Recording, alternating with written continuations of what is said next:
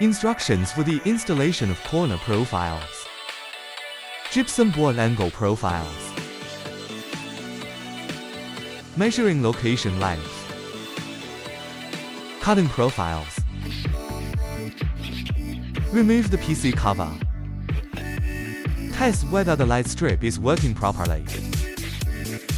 Apply hot melt adhesive every 2 meters. Ensure that the light strip is more securely attached. Stick on light strip. Cover with a PC cover.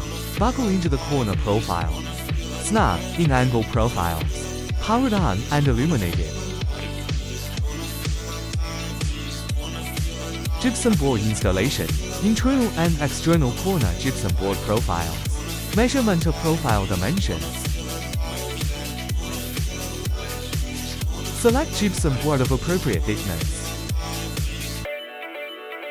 Remove the PC cover. Embedded gypsum board profiles. Screw locking. Lay down anti-slip netting. Dust-proof treatment of profiles. Brush plaster powder. Test whether the light strip is working properly. Apply hot melt adhesive every 2 meters. Ensure that the light strip is more securely attached. Stick on light strip. Cover with a PC cover. Powered on and illuminated.